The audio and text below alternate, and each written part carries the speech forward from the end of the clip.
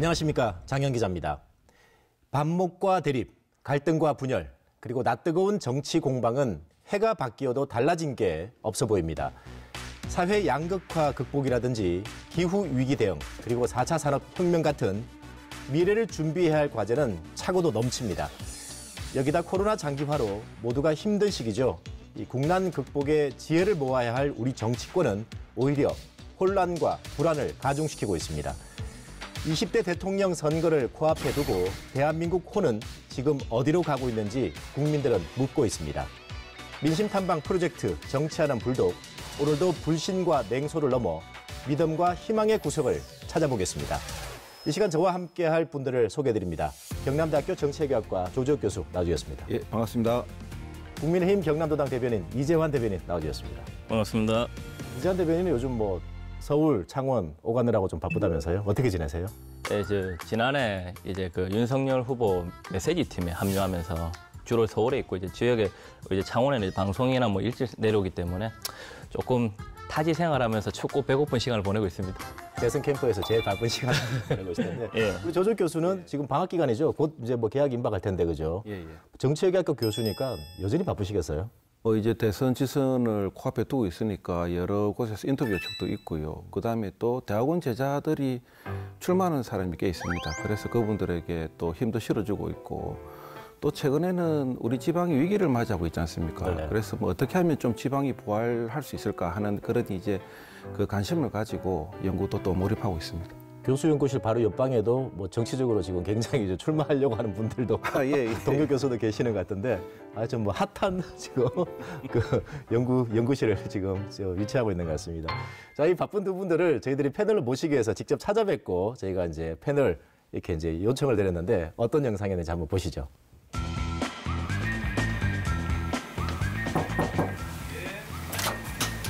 안녕하십니까? 예, 조지혁 교수님 계시죠? MBC 장현 기자입니다. 예. 반갑습니다. MBC 불독 프로그램 보셨죠? 예. 올해 이제 불독이 정치하는 불독 이래서 정치 이슈를 많이 다루게 될 텐데 패널로 저희들 좀 참여해 주십시오 하고 왔습니다. 아이고, 제 말고도 다른 전문가들이 꽤 많으신데 왜 저를 정치 외교학과 교수 아니십니까? 그러니까 하셔야죠. 한번 고민을 하도록 하겠습니다.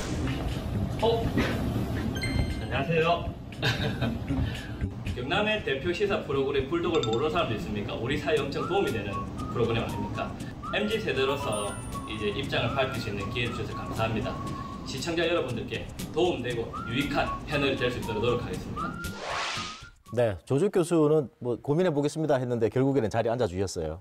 자, 어떤 패널이 되겠다 각오 한 말씀 해주신다면요. 우리가 민심 탐방을 통해 가지고 그 지역 여론을 한번 살펴보고 있는데 우리 지역민들의 좀 가려운 것을 좀 잘 끌어주는 그러한 패널이 되도록 노력하도록 하겠습니다. 주로 방송에서 많이 좀 뵙고 그다음에 또 교수 연구실 그다음에 교단에서 주로 뵙는데 민심 탐방 직접 현장 나가야 되잖아요. 예.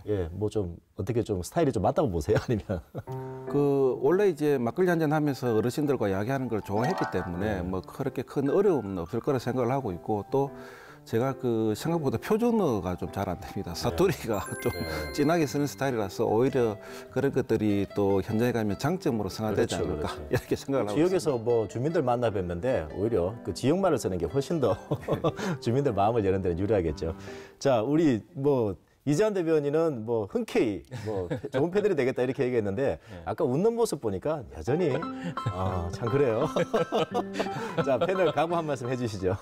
예, 이제 직무도 대변인을 하고 제가 이제 정당 생활을 하면서 가장 많이 오랫동안 한 직무가 대변인이다 보니까 많은 분들의 생각을 듣고 전달하는 게 대변인이고, 정치가 결국 이웃의 입장을 전달하는 대변 역할 아니겠습니까? 네. 그래서 이제 민심 탐방을 하고 이번 이제 선거를 앞두고 많이 듣고 이제 우리 주민들의 목소리를 많이 전달하도록 하겠습니다. 네.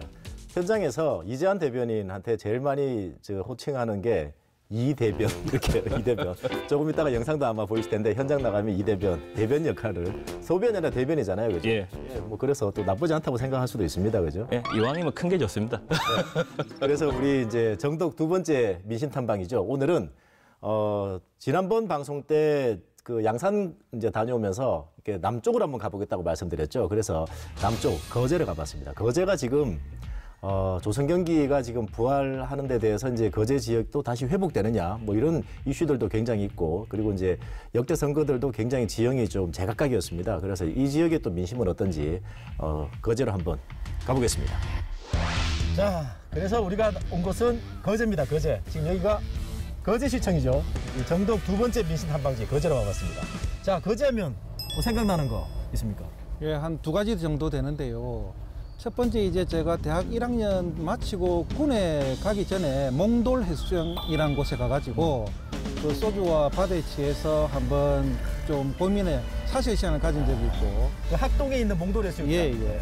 그 다음에 이제 거제하면 생각나는 게 돈, 부가 아닌가 이렇게 생각이 듭니다. 왜 그러냐면 한때 우리 그 거제에 동네 개도 10,000원짜리는 다 물고 다닌다 이런 말이 있을 정도로 거제가 조선 경기의 그 고항 때문에 경남을 대표하는 부의 지역이었지 않습니까? 그 한때가 뭐 불과 10년 전에는 10,000원짜리가 아니라 50,000원짜리로 물고 다닌다 막 그랬죠. 그죠? 근데 지금은 이제 그 과거에 조금 그 영광이 무색할 정도로 많이 경기 안 좋아서 안타까운 그런 입장입니다. 네.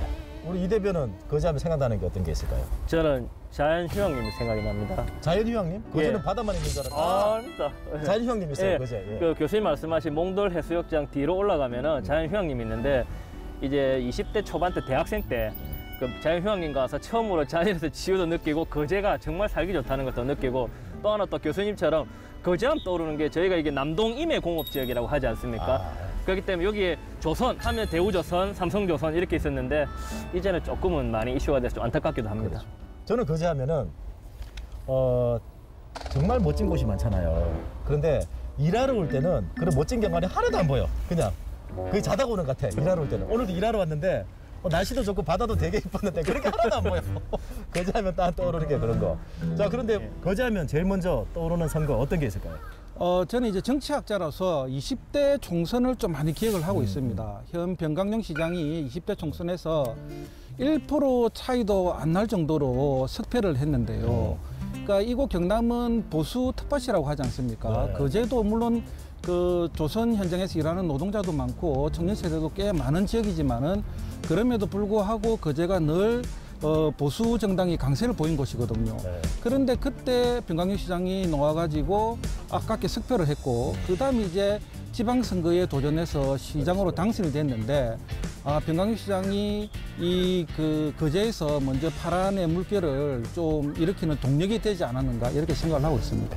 우리 이 대변께서는 거제 선거 어떤 게 떠오를까요?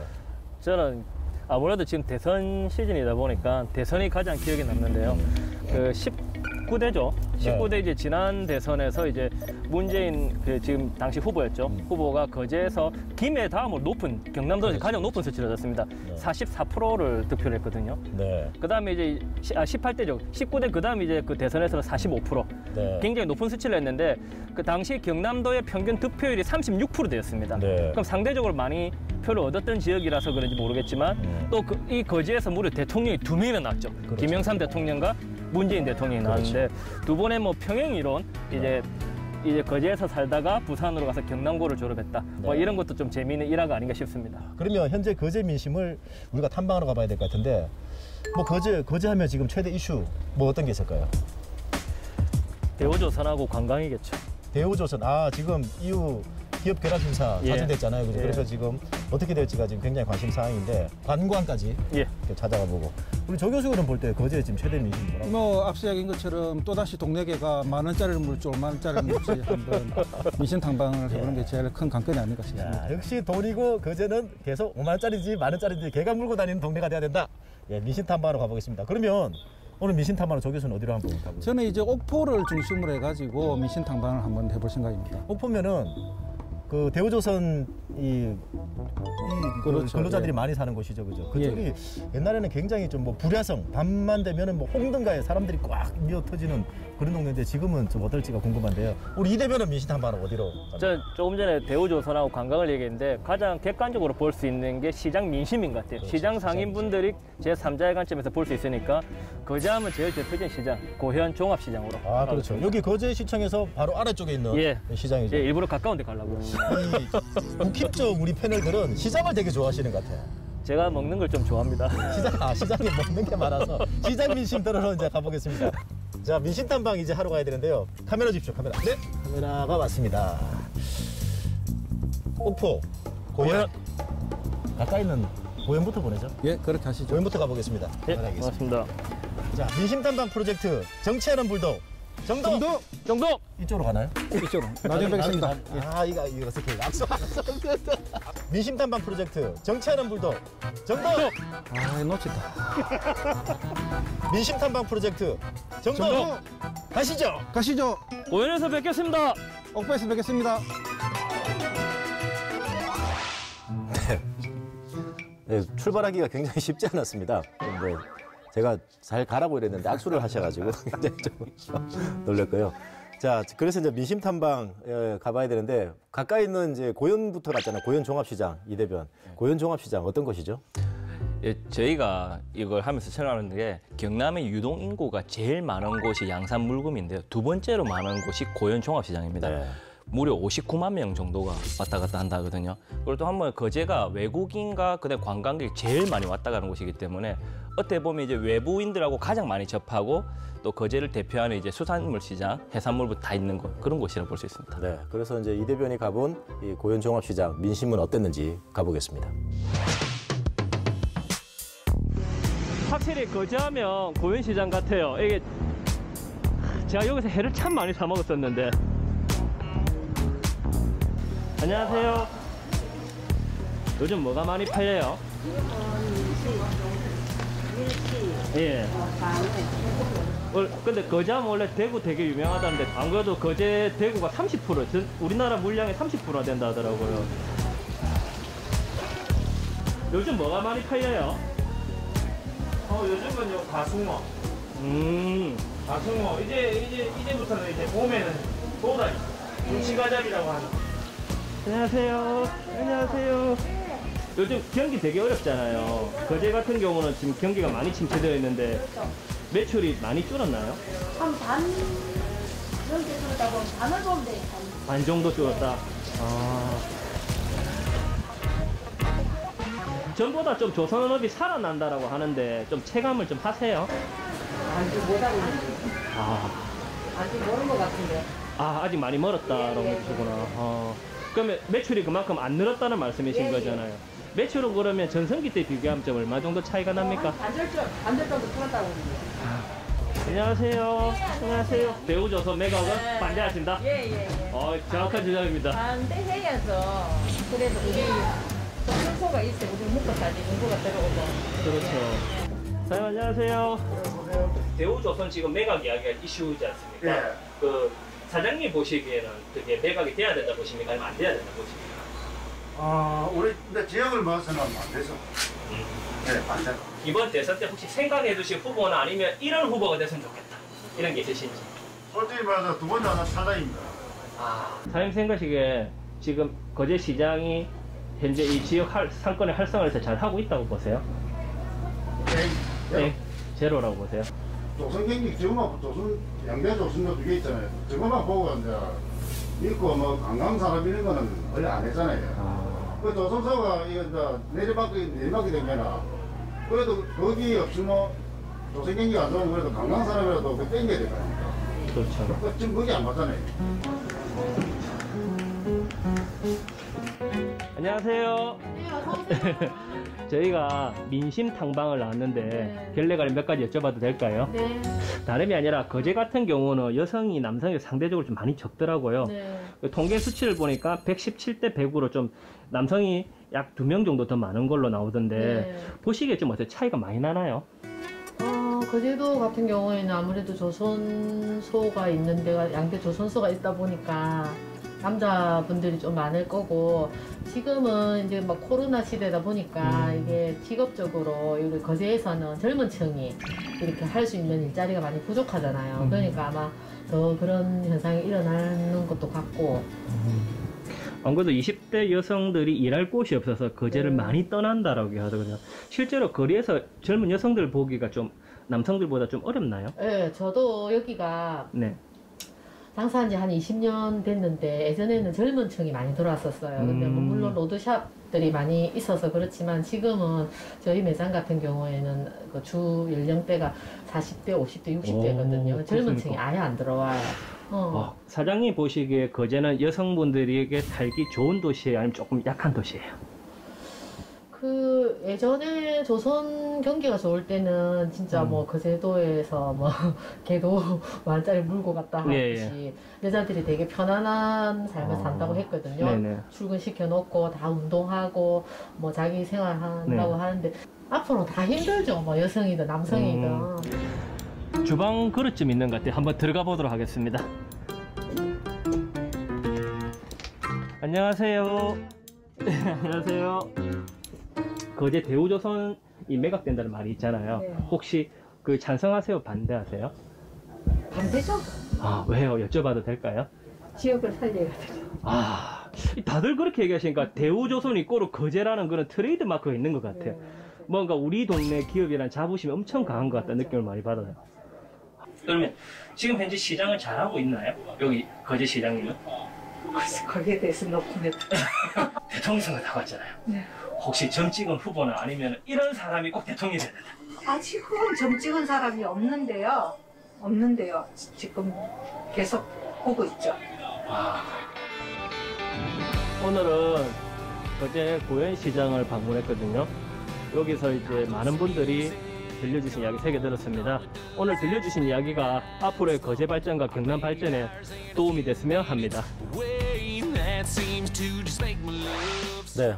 이 대변 명찰 부캐를 아주 크게 이렇게 주민들한테 이제 만나보고 왔는데요. 자, 이 대변이 그러면 만나본 거제 민심 탐방 키워드 한마디로 정리한다면요. 거제는 이제 조선의 도시죠. 네. 예. 그리고 이제 조선 경기에 따라서 모두 자유된다. 그렇게 보시면 될까요? 조선 경기 뭐 예. 조선은 거제의 자부심이다. 예, 그렇죠. 뭐 이렇게 정해 보시고. 자, 그런데 그 주민분들 만나 보니까 특이한 게 대우조선 매각 반대, 예. 뭐 기업 결합 심사 이유에서 이제 뭐 좌절됐었는데 대체로 그 이야기들을 많이 하시더라고요. 예. 어떻게 왜 그런 얘기가 그 주민들이 많이 하신다고 보세요? 그럴 수밖에 없는 게 이제 거제 같은 경우는 그 근로자의 60% 정도가 이제 조선업에 근무를 하고요. 그다음에 GRDP 지역 내 총생산의 70%를 조선이 차지하고 있습니다. 그러다 아무래도 이제 조선 경기에 따라서 지역 산업 전체가 영향을 받을 수밖에 없는데요. 자료를 보시면 2015년도에 이제 9만 명 정도가 근무했다면 2017년에 무려 5만 명 정도로 약 4만 명의 인구가 이제 근로자가 감소했던 거죠. 그러다 보니까 거제 경기 자체가 완전 흔들려 버리고 실업률도 0.4%, 5%, 즉 1% 미만의 이제 완전 고용으로 내던 곳인데 이제 최대 2018년도 이제 7.1%까지 올라갈 정도로 최대 실업, 전국 최대 실업의 도시가 되어버렸습니다.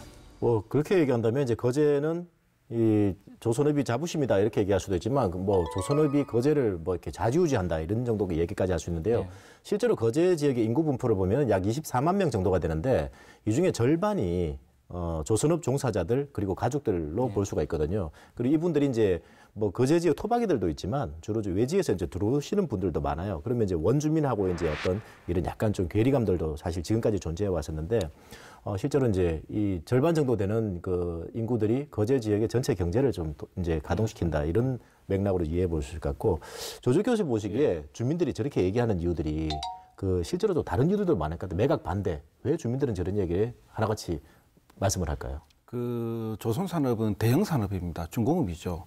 그러니까 이 대우조선이라는 큰 회사도 있지만은 대우조선이 지탱되고 유지되기 위해서는 그 협력업체도 굉장히 많거든요. 그러니까 그런 중소기업들이 전부 다 대우를 거제를 비롯해 가지고 인근 지역에 다 소재를 하고 있지 않습니까? 네. 근데 이제 현대중공업이 만일에 대우조선소를 인수 합병을 한다면 현대중공업 같은 경우에는 그 협력업체 70%가 다 현대중공업의 자회사로 구성이 돼 있어요. 네. 그러면 현대중공업이 그 본인의 자회사를 중심으로 해서 또 협력업체를 쭉 끌어 나간다면 거제 지역에 있는 중소기업이 큰 타격을 받을 수밖에 없고 그러면 그렇게 되면 이게 또 실직자가 발생하게 되고 그 거제 지역의 소비 진작이 안 이루어지다 보니까 거제 지역 경기가 악순환을 계속 거듭할 수밖에 없잖아요. 이런 걸 이제 우리 거제 시민들이 좀 많이 걱정을 하고 있는 것 같고 좀 염두에 두고 있는 것 같아요. 그 맥락에서 보자면은 저게 이제 거제 주민들만 사실 우려하는 부분은 아닐 테고요. 예를 들어서 이제 창원이라든지 인근에 있는 통영, 고성 그리고 이제 뭐 녹산, 명지 이쪽에 있는 이제 그 계열사들까지도 저 자회사들까지도 전부 다 이제 같이 좀 영향을 받을 수밖에 없는 게 아까 70%라고 했는데 현대중공업의 뭐 스플라이 체인이라고 그러죠. 그렇죠. 이제 예. 협력업체들이 이 70%가 수직 계열화돼 있습니다.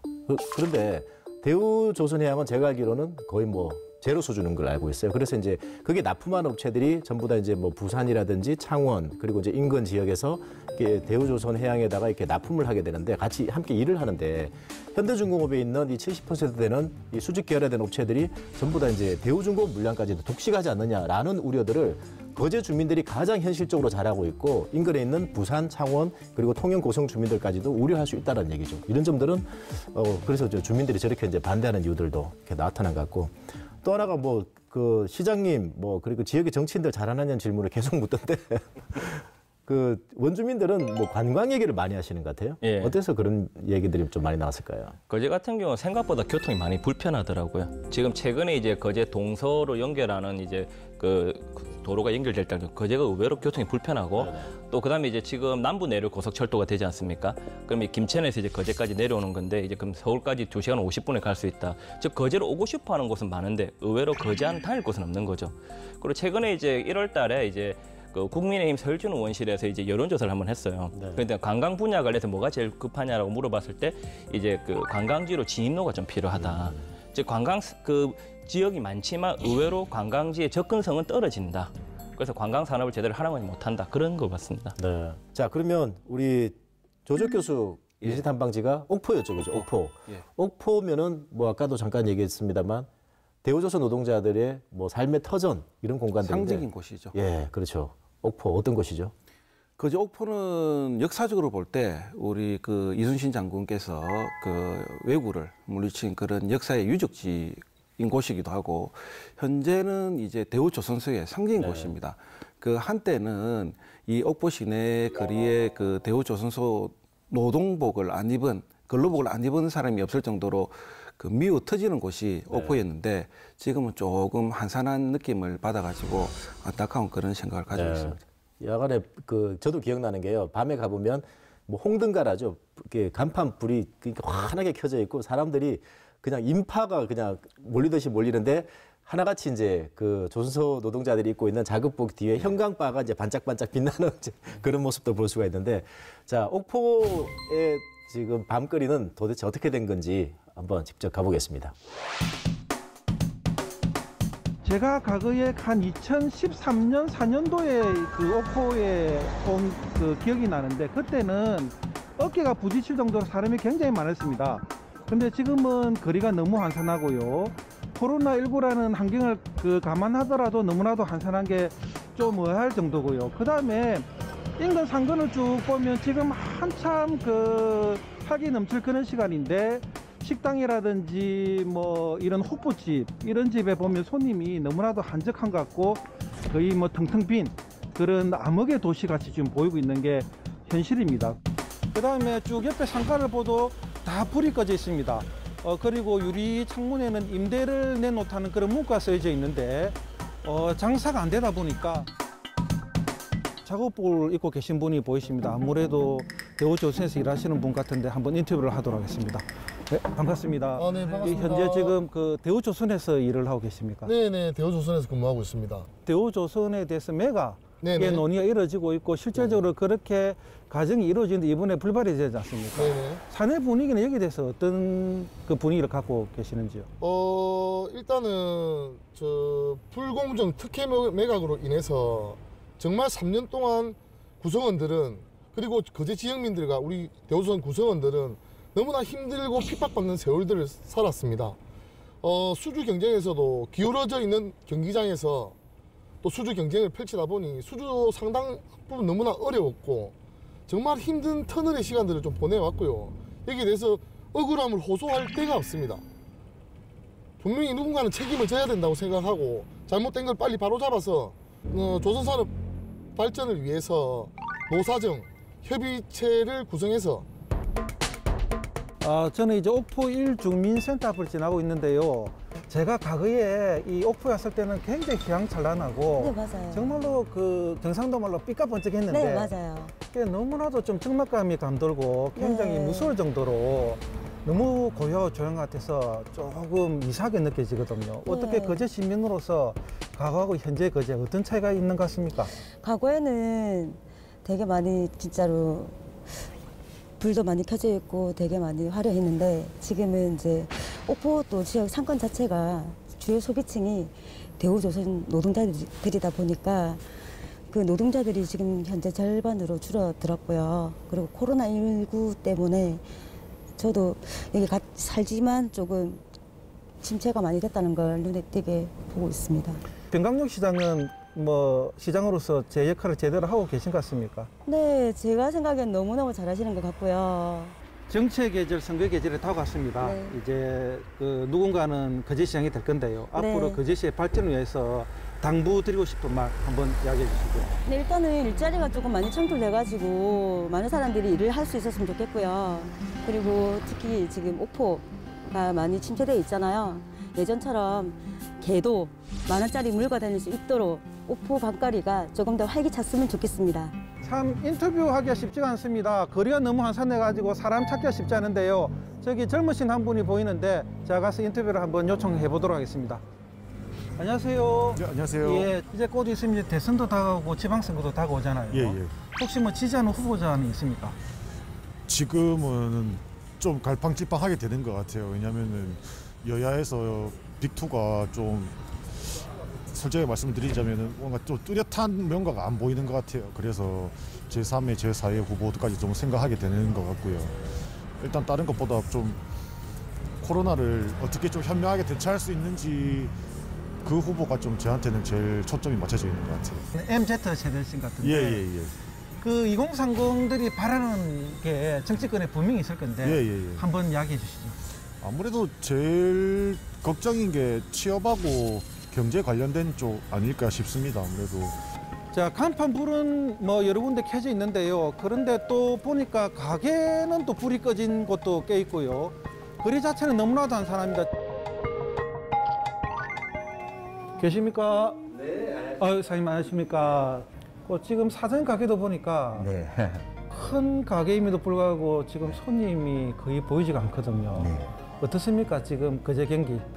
지금 현재 거제 경기가 너무 좋지 않습니다. 조선소도 마찬가지고요. 또 코로나로 인해서 지금 많은 피해가 있습니다. 거제시 발전을 위해서 네. 우리 사장님께서 꼭 뭐 좀 당부의 이야기를 하고 싶은 거 한마디 해주시죠. 조선소가 우선 살아나는 게 우선이지 싶습니다. 그리고 뭐 바라는 게 있으면 당연히 이 경기가 빨리 코로나가 종식되고 이 경기가 다시 살아나서 예전처럼 이 거제가 다시 돌아갔으면 하는 바람입니다.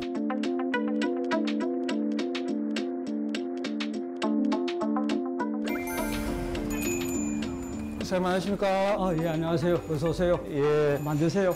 이제 조선 불황으로 인해서 이곳에 일하던 많은 이제 그 근로자들이 이곳을 떠났습니다. 실제적으로 상당한 숫자가 그 부양가족까지 합하면은 밖으로 나갔습니다. 그래서 이쪽은 이제 공급량이 많았고 특히 주택은요, 그 수요와 공급의 균형이 이제 깨지고 초과 공급이 되어서 이제 상가도 매한가지입니다. 엄청난 불황이 왔습니다. 거제시의 발전을 위해서 그 다음에 이제 선출될 지도자에 대해서 좀 당부의 말씀 하나 해주시죠. 거제시장은 이제 앞으로 이제 조선소도 있지만은 관광 쪽에 더 많은 거제시가 투자를 해가지고 좀 더 관광객이 앞으로 좀 많이 들어올 수 있도록 그런 쪽으로 신경을 많이 써주면 좋겠습니다. 네, 조적 교수와 함께 옥포 민심은 어떤지 탐방해봤습니다. 자, 다녀보니까 여러 얘기들 많이 해주셨는데 키워드 어떻게 한번 정리해 보셨을까요? 거제 부활이라고 정리를 하고 싶은데요. 네. 그 대부분의 거제 시민이 아니라 전 거제 시민이 다시 한번 거제가 부활됐으면 하는 그런 희망의 목소리가 많이 좀 저희들에게 전달이 되는 것 같아요. 제가 민생 탐방한 시간이 저녁 6시 30분에서 한 8시 30분, 한 2시간 정도 되는데, 그래도 아무리 코로나19라는 상황을 좀 감안을 하더라도 그 사람이 너무 없는 것 같아요. 너무 적막하고 깜깜하고 휑한 그런 느낌을 받았고요. 그 다음에 그 가게에 또 손님이 있더라도 테이블이 뭐 10개 정도, 10개 중에 한 2개 정도 뭐 차지할 정도로 사람이 뭐 그렇게 많지도 않았고요. 또 임대를 내놓은 가게도 상당히 많았고요. 뭐 이런 점을 비춰볼 때 옥포 시민들, 거제 시민들이 조금 뭐 불편함을 갖고 있는 그런 느낌도 다소 가졌고요. 그래서 이 조선 경기가 부활이 돼야만이 거제가 부활되지 않느냐 하는 그런 생각을 많이 가지고 있는 것 같습니다.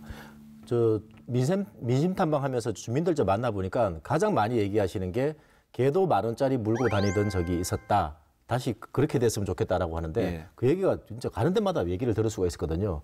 그런데 이제 제가 궁금한 게 진짜 걔가 10,000원짜리 물고 다니는 걸 본 적이 있느냐? 조 교수께서는 본 적이 있어요? 이야기는 들은 적이 있어도 뭐 실제적으로 본 적은 없는데 일단은 이제 조선 경기가 살아나야만이 사람들이 다시 모이고 또 거제를 떠나지 않고요.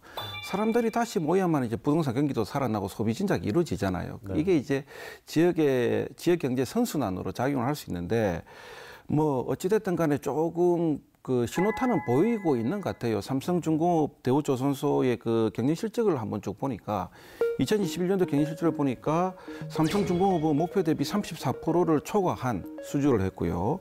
그다음에 대우조선소는 목표 대비 40%를 초과한 수주를 했습니다. 그러니까 경영 실적은 이제 달성을 했는데 그러나 이게 이제 조금 바로 성과가 나오지는 않는 것 같아요. 이런 게 이제 혜택을 보려면 조금 시간이 좀 걸리다 보니까 당장에 이제 피부로 체감을 하지는 못하고 있는 것 같지만은 그래도 이런 이제 조금 조짐이 보인다는 것 자체가 거제 시민들에게 굉장히 좀 기쁨을 선사해 주는 것 같고. 네, 뭐 소상공인들 얘기가 제일 많은 게 사실 이 코로나 대응을 좀 소상공인들 얘기를 좀 제대로 듣고 해달라 이 얘기가 사실 좀 제일 많았잖아요, 그죠? 자, 그런데 이제 마지막에 우리 조 교수께서 이제 다녀본 데가 이제 그 거제 옥포의 부동산 경기 굉장히 좀 침체돼 있었죠, 그죠? 그런데 부동산 하시는 분이 20년 넘게 부동산 하신 분이라는데 얘기를 들어봤어요. 거제 부동산 또 뭐 공부를 좀 해오셨죠, 이 대변? 예. 거제 같은 경우는 저희가 이제 조금 전에 경기가 활성화되다 보니까 당연히 그 부동산이 올라갈 수밖에 없는 거죠. 그래서 2014년 같은 경우에는요, 부동산 그 아파트 평균 그 상승 시가가 이제 6.07%로 6%가 넘었어요. 굉장히 많이 올라간 거죠. 그리고 또 퇴직금을 이제 중간 정산하면서 이제 연봉제를 지나서 퇴직금이 나오지 않습니까? 그런데 부동산 계속 올랐는데 2015년부터 무너지기 시작하다가 좀 아쉬운 거는 2019년 그 데이터를 보시면은요. 경기 과천이 24.1%가 올라갔을 때 거제는 전국 최저인 마이너스 18.1%로 떨어진 거죠. 그럼 아파트 가격이 급락을 한 거 아니겠습니까? 급락을 한 상황에서 이제 더 안타까운 건 무엇이냐? 지금 부동산 규제가 강화되다 보고 거제는 비규제 지역이거든요. 그러니까 외지인들의 자본이 계속 들어오는 거죠. 즉 원주민들이 판 아파트나 이런 그 부동산 매물들을 외지인들에서 다 사버리는 거죠. 그럼 다시 이제 지금 2020년도 조금 전에 교수님께서 말씀하신 대로 경기가 회복이 되면서 2020년 보면 그 조선소가 23조를 수주했다 하지 않습니까? LNG선을.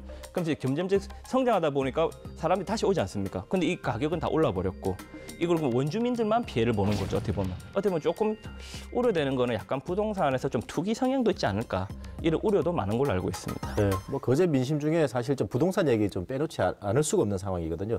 자, 또 그리고 이게 민심 탐방 해보니까 조 교수께서는 좀 어떤 점들 주민들 많이 얘기하시던가요? 뭐 아무래도 조선소 이야기를 제일 많이 하는 것 같아요. 네. 조선소 부활을 시켜야 된다, 조선소를 활성화시켜야 된다는데 이거는 제가 볼 때 이제 지자체가 나서서 해결을 할 문제는 아니라고 보거든요. 네.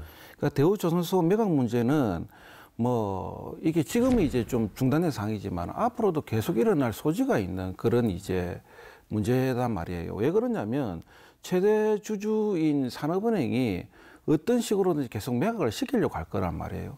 그러니까 이 문제를 빨리 이제 대우조선소가 탈피를 하기 위해서는 빨리 그 채권을 갚아야 되는, 빚을 갚는 거 말고는 방법이 없단 말이에요. 그러니까 변강윤 시장도 여기에 대해서 책임을 지려고 뭐 굉장히 많은 노력을 하고 있고 또 동분서주하고 있는 걸 알고 있지만은 시장 혼자로서 해결할 수 없는 문제다. 거제 국회의원이라든지 또 도지사, 경남 지역의 정치인들이 나서가지고 뭔가 상생의 길을 찾아야 되고 그 다음에 어떻게 됐든 간에 자구적인 노력을 통해서 빚을 빨리 갚아야만 해결될 수 있는 문제이기 때문에 이거는 이제 변강윤 시장한테 뭐 전적으로 떠넘기기는 좀 쉽지 않은 문제다 이렇게 보고 있고요. 조선업 이제 인력 수급 할 얘기가 좀 많죠.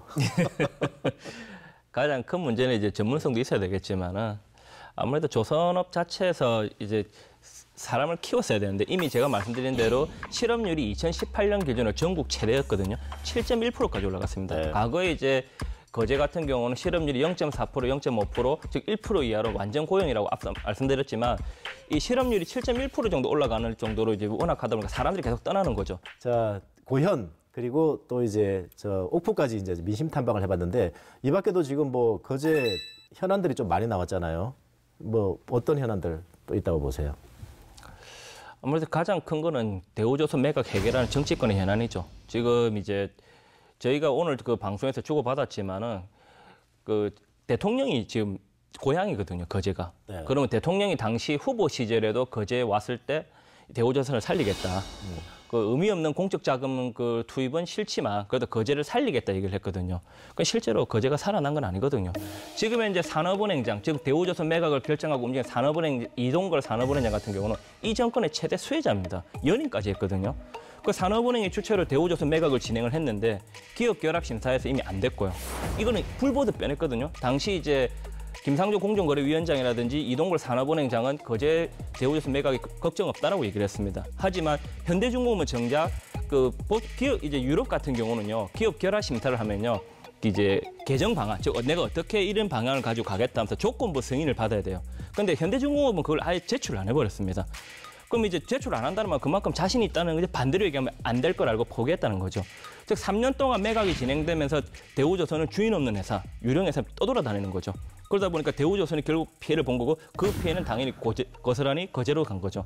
그럼 이런 부분에 대해서 정치권이 좀 고민을 했어야 되는데 좀 부족하지 않나 많이. 이번 민심 탐방을 하면서 느낀 거는 시민들이 느끼는 감정에서는 정치권에 대한 약간 불신, 현 정부와 여당에서 불신을 심어준 결과밖에 안 되기 때문에 이건 스스로 자초한 거라고 봅니다. 그 이후에 한국조선해양 그리고 대우조선해양의 기업 결합 심사 이렇게 부결됐던 이유 중에 가장 컸던 게 그 LNG선이죠. LNG선 선사들이 이제 유럽에 맡게 되는데 이 두 회사가 만약에 합병했을 경우에 LNG 물량의 70%를 이제 독점을 하게 되는 거죠. 그러다 보니까 이 문제를 50%까지 이제 낮추든지 아니면 기술 일부를 이제 EU에 있는 회사에게 좀 이렇게 전수를 해달라라는 요청이 이제 비공식적으로 있었다고 해요. 그런데 이걸 이제 받아들이지 않았다라고 얘기하는데 어쨌든 문재인 대통령 고향에 대한 어떤 공약들도 있었고 이동걸 회장 사실 뭐 비난은 뭐 노조도 마찬가지로 피해 나갈 수 없을 것 같아요. 근데 이쪽에 대해서 또 우리 조 교수 생각도 있을 것 같습니다. 저는 이제 그 변광용 시장에 대해서 좀 이야기를 해보고자 해요. 네. 그 대우조선 매각 가지고. 이제 변광용 시장이 뭐 지심도 문제도 해결하고 관광산업도 부활시키고 나름대로 또 소개 성과를 낸 부분도 있는 것 같습니다. 올해 또 예산도 1조, 당초 예산만 1조 1,100억을 받아왔다고 그렇죠. 예, 예. 많이 좀 알리고 있는 중인 것 같더라고요. 네, 교부금도 많이 받아오고 네. 그래서 호평이 있는 것도 사실인데 근데 이 변광용 시장의 가장 큰 실책을 하나 꼽으라면 저는 이 대우조선 해양이 매각할 때 리더십을 발휘하지 못한 거 네. 이걸 이제 그 꼽을 수 있는 것 같아요. 현대중공업과 이제 합병이 된다는 소식이 들렸을 때 시장이 어떠한 정치적 액션을 취하지도 않았고 노조의 편을 들지도 않았단 말이에요. 그러니까 미온적 반응을 보인 것도 사실이고 물론 그분은 이제 정부 방침을 따라갈 수밖에 없겠죠. 그 대통령과 소속 정당이 같다 보니까 그런데 이렇게 이제 미온적으로 취하다 보니까 이때 거제 시민들로부터 민심을 많이 잃은 것도 사실이고 또 노조들로부터 질타를 받은 것도 사실이고 또 노조들이 그래서 억울한 심정을 가지고 시청에 쳐들어가잖아요. 그래 직기도 파손시키는 그런 일도 벌어졌는데 여기에 조금 뭐 저기 관심을 가지고 귀를 기울였어야 되는데 또 법적 조치를 취한단 말이에요. 이런 것들이 좀 그 안 좋게 그 변광용 시장에게 비추어진 모습이 있었고 그 이후로는 이제 그 대우조선 매각 철회에 대해서 강력하게 주장도 하고 본인이 나서가지고 그 원점에서 재검토해달라 매각을 원점에서 재검토해달라 그리고 1인 시위도 하고 있고 그 다음에는 이제 본격적인 운동을 전개를 했는데 여하튼 이제 겨우 좀 민심이 수습이 된 것 같아요. 근데 앞으로 이제 이 문제와 관련해 가지고 변광용 시장이 또 어떤 리더십을 보여주느냐 이게 그 거제의 부활과 또 직결되는 문제이고 본인의 그 정치적 그 할로와 직결되는 문제가 아닌가 이렇게 보고 있습니다. 그 대우조선 매각 관련해서 변광용 시장의 그리고 생각 그리고 말 그리고 거제시청의 대응 이것들은 시기적으로 약간 좀 정밀하게 이제 분석해 볼 필요가 있는데요.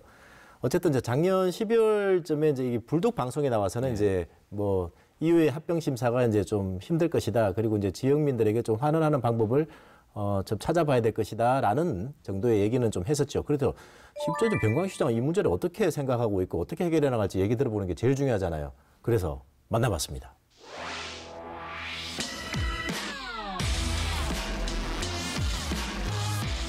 시장님. 아이고. 안녕하십니까. 요즘 많이 바쁘시죠? 예, 불독. 예. 민심 탐방하러 거제 왔습니다. 환영합니다. 예. 그 MBC 프로그램 불독 출연해 보셨잖아요. 아시죠? 예, 저 출연 적 있습니다. 그래서 예. 저희가 오늘은 거제 민심 탐방하러 왔는데 그렇지 않아도 시장님한테 여쭤볼 것도 있었는데 잠깐 시간 좀 내주시죠. 환영합니다. 예. 이쪽으로 잠깐만 가주세요. 예, 가시죠. 예. 작년 12월 달이었어요. 이제 불독에 출연하셔가지고 네네. 대우조선해양 이 매각 문제 그리고 이제 이후에 기업 결합 심사 이제 이 얘기를 하셨는데 그때 좀 전망이 좀 어둡다. 그리고 이제 또 새로운 방법을 찾아야 된다 이렇게 얘기를 하셨더라고요. 야, 그래서 굉장히 좀 선견지명이 있으시구나라는 생각을 했는데 결과는 지금 이렇게 이후에서 이제 합병 기업 심사가 이렇게 이제 부결이 됐지 않습니까? 이 앞으로 어떻게 좀 대처를 해나가야 될까요? 네, 어쨌든 우리 시민들의 이 지속적인 요구 그리고 목소리 바람들이 일단 반영된 결과다라고 한편으로는 다행스러운 그런 결과다라고 생각을 하고 대신에 우리가 대우조선 해양 매각 문제에 반대를 하고 처리를 요구했던 그 가장 중요한 이유가 대우조선 해양을 제대로 지켜야 된다라는 게 가장 중요한 거였기 때문에 어쨌든 대우조선 해양이 제도화할 수 있는 다양한 그런 지원책들을 고민하고 실천해 가야 될 것 같습니다. 네. 그중에 또 하나 핵심이 거제형 조선업 고용유지 모델. 이거 지난해 시작했는데 일부 성과도 있었어요. 근데 이걸 좀 계속 이어가야 된다라는 또 기대감도 있는데 어떻게 보십니까? 예, 저희들이 지난 한 해 조선업 고용유지 모델을 마련을 해서 1년 동안 일감이 없음에도 불구하고 고용을 유지시키는 효과를 내면서 현장에서 상당히 반응이 좋았습니다. 근데 그 조선 고용유지 모델은 지난해 말로 끝난 걸로 되어 있었는데 그래서 현장에 저희들이 나가보면은 상당히 현장에 도움이 많이 된다. 올 한 해도 좀 연장시켜달라 이런 요구들이 많이 있었고 그래서 저희들은 올 한 해 더 조선 고용유지 모델 연장을 통해서 현장의 요구에 부응하기로 했고요. 이와 함께 저희들이 올해 아주 중점적으로 추진해야 될 게 지금 가장 우려하는 게 물량은 앞으로 많이 늘어나는데 실제 인력 수급이 원활치 못해서 사람이 없어서 배를 만들지 못하는 이런 상황까지 올 수 있다. 이렇게 지금 저희들은 우려를 하고 있습니다. 인력 수급을 원활하게 할 수 있는 다양한 방안들 그리고 정책들을 통해서 조선업이 다시 제도화할 수 있고 그리고 그런 부분들이 지역 경제 활성화로 이어질 수 있는 그런 선순환 고리를 만들어갈 수 있도록 우리 시에서도 적극적으로 노력해갈 그런 계획입니다. 어쨌든 남은 기간 동안 열심히 그 시정을 위해서 노력해 주시길 바라겠습니다. 예, 고맙습니다. 최선을 다하겠습니다. 감사합니다. 예. 방송 출연하셔가지고 약속하셨기 때문에 약속 반드시 지키시리라고 믿습니다. 자, 뭐 민심 탐방 제일 중요한 건 거제 민심이 어떻는지 제일 정확하게 하는 건 역시 역대 선거 결과를 한번 분석해 보면 되지 않을까 싶은데요. 제가 그래서 이제 역대 선거들 차례로 좀 준비를 해봤습니다. 제가 먼저잖아요, 그죠? 역대 총선 제가 결과는 어땠는지를 한번 살펴보겠습니다. 17대부터 21대까지 이렇게 이제 아래부터 위에까지 이렇게 쭉 제가 왔는데요. 이 노란색으로 표시된 게 이제 당선인이고 그리고 이제 득표율입니다. 특이한 점이 하나가요. 2016년에 열 때 20대 총선에서 이 새누리당 김한표 후보가 이제 더불어민주당 병광용 후보를 불과 0.72%포인트 차로 이렇게 앞섰던 경우가 있었죠. 그리고 또 이제 이 박빙의 선거들이 굉장히 많았어요. 제일 아래쪽에 보니 17대 선거 그 김기춘 의원인데 이분이 이 지역에서 제가 알기로는 3선인가 이렇게 이제 국회의원 하셨는데 그 이후부터는 정말 박빙의 선부들이 많았는데 특이한 점이 이제 여야 후보에다가 그다음에 이제 노동 출신 정당의 이제 후보들이 3파전이 벌릴 때는 득표율이 대체로 이제 30% 이제 떼서 지금 엎치락뒤치락하는 이제 근접하는 이런 이제 구도를 좀 보여줬던 경우들이 많았죠. 그리고 또 18대 선거 때도 이 한나라당 윤영 후보 그리고 무소속 김한표 후보가 불과 1.12%포인트 이렇게 이제 분할됐던 상황이고 한 사람의 득표율이 50% 넘었던 거는 21대 서열준 후보 한 명밖에 없었습니다. 나머지가 전부 다 이렇게 황금 분할했던 그런 그 특이한 총선 결과를 보여주셨습니다. 다음은 지방선거 가볼까요? 지방선거는 우리 조재욱 교수께서 먼저 한번. 2018년도에 제7회 지방선거 열지 않습니까? 이 당시에 이제 더불어민주당의 병광용 후보가 52.47%를 얻었고 자유한국당의 서일준 후보가 45.64%를 얻었습니다. 6.83% 차이로 그 현 병광용 시장이 당선이 되었는데요. 그 2000년대 이후에 제가 쭉 분석을 해보니까 가반 이상의 득표율을 획득한 그 후보가 변광규 후보가 유일합니다. 50% 이상을 득표한 후보가. 그다음에 제1회 동시지방선거부터 시작하면 그 7회까지 2명의 후보가 그 50% 이상을 득표를 했거든요. 그만큼 현 변광시장이 굉장히 선전을 했다 이렇게 보시면 되고요. 또 이거는 어떤 의미를 가지고 있냐면 그 나름대로 변광시장의 그 지지율이 조금 탄탄하다고 이렇게 생각이 듭니다. 그 2020년도 그 이전에 2016년도 20대 총선에서 앞서 우리 사회자께서 이야기했지만 변광규 후보가 석패를 하거든요. 그렇죠. 0.72% 차이로 석패를 하는데 이때부터 변광규 후보는 나름대로 그제 지역에서 떠오르는 그런 다크 호스였다 이렇게 보시면 될 것 같고. 자, 그리고 마지막으로 역대 대통령 선거 뭐 길게 하지 말고 최근 두 개만 정리를 한번 해주시죠. 예. 최근 대통령 선거를 보시면 이제 18대, 19대죠. 지금 20대 선거를 앞두고 있으니까요. 지금 여기 수치를 보시다시피 제가 조금 전에 말씀드렸지만은 문재인 지금 대통령이 거제 출신입니다. 그래서 생각보다 거제에서 표를 많이 받았어요. 네. 그 경남에 이제 문재인 후보가 득표한 평균이 36%대입니다. 18대와 19대 36%대인데요. 첫 번째 18대 선거에는 44%, 그 다음 선거에는 45%, 생각보다 많이 득표했습니다. 거제에서 이제. 예, 그렇습니다. 네. 예. 평균 득표율보다 높다는 거죠. 그리고 거제가 이제 경남에서 두 번째로 또 투표를 많이 얻은 지역입니다. 이게 18대 같은 경우는요, 그 박근혜 대통령이 이제 경남 전체 평균 득표율이 60%대였거든요. 여기 나와서 60%대인데 55%밖에 득표를 못했습니다. 상대적으로 적게 득표를 한 거죠. 이런 걸 봤을 때 거제는 이제 창원 성산과 더불어 거제는 이제 노동계의 성격이 좀 강하고 그 다음에 이제 진보측 성향이 강하다 보니까 좀 많이 지지를 받은 것 같습니다. 또 하나 보시면은 이제 문재인 대통령이 아무래도 거제가 고향이었다는 점이 크게 좌우를 했는데 이번 대선은 좀 달라지지 않을까 이런 추측도 좀 하고 있습니다. 네, 뭐 역대 선거 종합해 보자면은 거제는 정말 그 단 한순간도 뭐 누구 텃밭이다 이렇게 사실 좀 보기 힘든 뭐 근소한 표 차이들이 굉장히 상존했던 지역으로 이제 보입니다. 역대 선거 결과를 이제 이렇게 봤고요. 중요한 거는 앞으로 이제 뭐 대선 지방선거 앞두고 이 거제 지역 민심이 어떻게 이제 이어질지 이제 분석을 해봐야 될 텐데 우리 먼저 조조익 교수께서 네. 선거 전망 한번 해주시죠. 뭐 박빙으로 갈 가능성이 저는 매우 크다 이렇게 보고 있고요. 실제적으로 경남이라는 지역은 보수 정당이 계속해서 우위를 점한 곳이지 않습니까? 그런데 어느 순간부터 이 동부 경남에서는 민주당이 나름대로 선전을 하고 있고 또 당선을 내고 있단 말이에요. 양산, 김해가 이제 대표적인 지역인데 2018년 지방선거 때 조금 변화가 일어나기 시작합니다. 창원도 당선을 시켰고 그다음 남부 경남이라 할 수 있는 통영, 거제, 고성의 지방선거에서 큰 선전을 하게 된단 말이에요. 중앙당 입장이라든지 청와대 입장에서 볼 때 동부 경남, 남부 경남이 계속해서 선전을 하게 된다면 이제는 이 경남이라는 지역이 보수 정당이 누릴 수 있는 텃밭이 아니다라고 이제 생각을 할 수 있는 거고 그렇게 하기 위해서는 또 청와대나 중앙당이 많은 선물을 갖다 줘야 되거든요.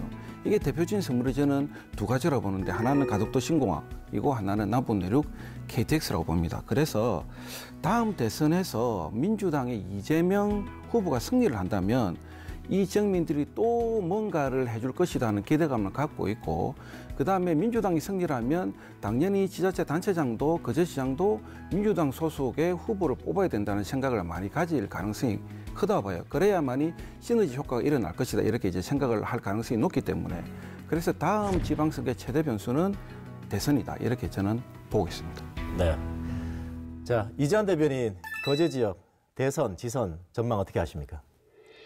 지난 이제 득표만 보더라도 거제는 충분하게 진보 측에서 기회를 많이 줬다고 봅니다. 18대, 19대 대선에서 문재인 후보가 거제 출신으로 엄청나게 기대를 걸었고요. 지방선거에서도 엄청나게 많이 도와줬다고 봅니다. 하지만 정작 거제의 경기는 바닥을 쳤고요. 거제의 위기는 초래했습니다. 이런 상황에서 거제 주민들은 당연히 심판을 할 수밖에 없는 거죠. 특히 이제 대우조선 같은 경우는요, 문재인 대통령이 당시 후보실 했던 발언이라든지 또 그다음 이재명 후보가 최근에 대우조선을 갔을 때 심지어 대통령 공약도 안 지킨다라고 앞서 문재인 대통령을 비난하는 발언, 비판하는 듯한 뉘앙스를 가진 발언도 했었거든요. 그런 걸 봤을 때 불신의 벽이 큰데 어떻게 이제 기회를 다시 달라는지 좀 납득이 좀 잘 안 되는 상황이고요. 그렇기 때문에 이번 대선과 지방선거에서는 이제 국민의힘이 많이 유리하지 않을까 그런 생각을 좀 해봅니다. 네, 거제 지역 민심이 앞으로 이제 이번 선거를 통해서 어떻게 이 확인이 될지는 계속 지켜보겠습니다. 여러분 오늘 방송 어떻게 보셨습니까? 이 지역마다 동네마다 이 주민들이 이야기해 주시는 민심, 근데 대체로 저희 제작진 예상과는 좀 많이 좀 다른 걸 느낄 수가 있었거든요. 그래서 민심은 역시 직접 찾아가서 들어야 합니다. 오래 그리고 자주 듣다 보면 마음도 늘 수 있고 이 해결책도 쉽게 찾을 수 있습니다. 민심 탐방 프로젝트 정치하는 불도 시청해 주셔서 고맙습니다. 오늘 뭐 뜨겁게 제 얘기를 잘해 주셨습니다. 고생하셨습니다. 뜨거웠어요, 차가웠어요. 밋밋한 느낌도 좀 있고 약간 과열된 면도 있는데 어쨌든 간에 우리 이 대변인은 당을 중심으로 또 이야기를 해야 되고